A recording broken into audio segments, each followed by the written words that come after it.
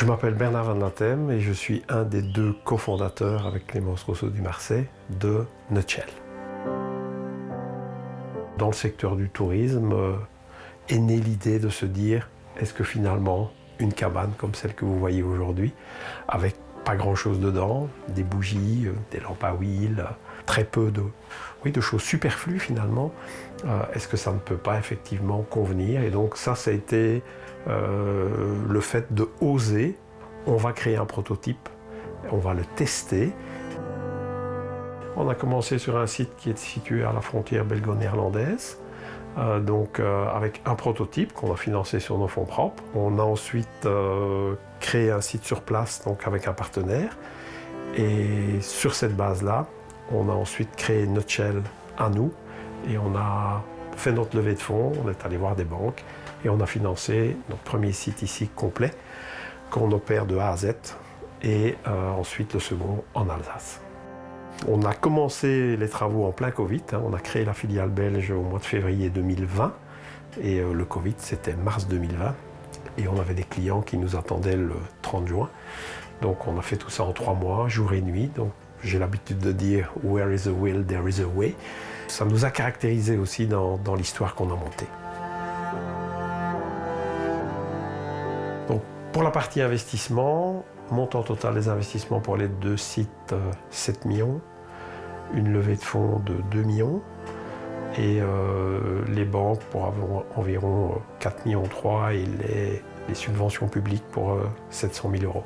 Nous avons également obtenu une aide de la part de Wallonie Entreprendre via l'ex Sowalfin qui assure une partie de la garantie des crédits bancaires qui nous ont été octroyés par BNP Paribas Fortis et Belfius Bank à pari passu, c'est-à-dire à égalité.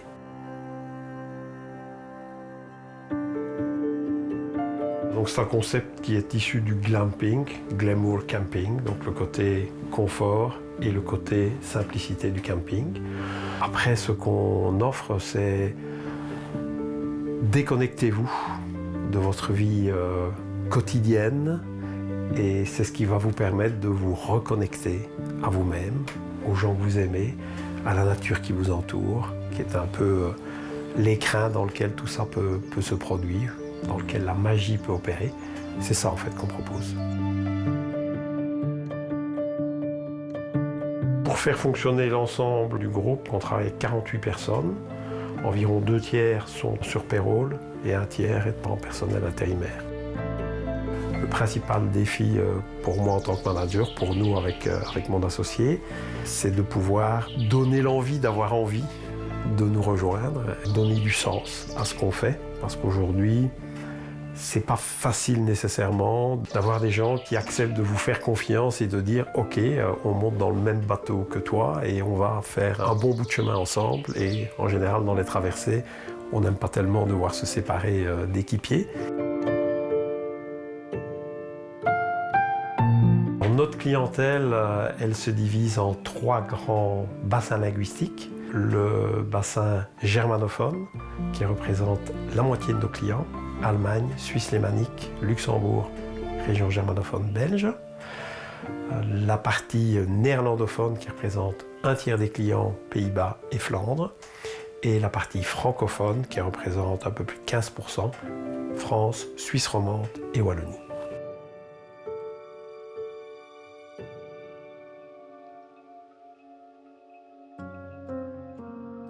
On a démarré la première année full, c'est 2019, on faisait 600 000 euros et on a terminé 2022 à un peu plus de 3,5 millions, donc on a fait x6 en 4 ans. L'ambition de notre start-up, c'est une ambition européenne. Donc aujourd'hui, on est présent au Luxembourg, en Belgique et en France, tant en termes de sièges que de domaines. Et donc on souhaite encore s'étendre, y compris en Allemagne. Et notre ambition est, aujourd'hui, on a 67 unités cabanes et on voudrait tripler environ le volume pour arriver à environ 200 unités réparties sur ces 4 pays d'Europe. Le fait de devoir travailler sur 3 pays en tant que start-up, ça veut dire 3 fois un droit social. Et en plus, on est en Alsace, donc on a du droit local en plus d'avoir du droit français. Ça veut dire 3 fois un droit de l'urbanisme, 3 fois un droit fiscal, 3 fois un droit de l'environnement. Donc ça reste quand même un fameux challenge et donc une forme de difficulté.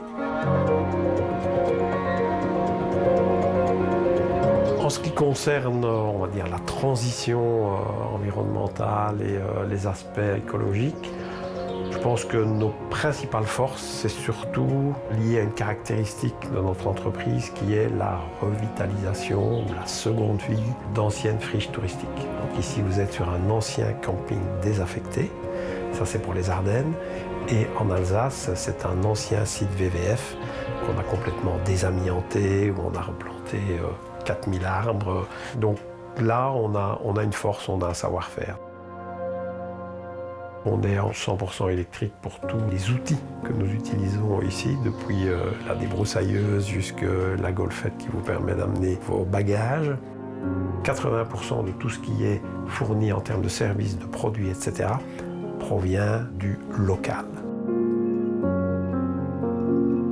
Le défi, c'est d'arriver à faire passer l'idée que vous pouvez vous dépayser et vous déconnecter, tout en étant finalement relativement proche de chez vous. Et ça, c'est pas encore vraiment autant dans les mœurs que ce qu'on voudrait le penser ou le croire.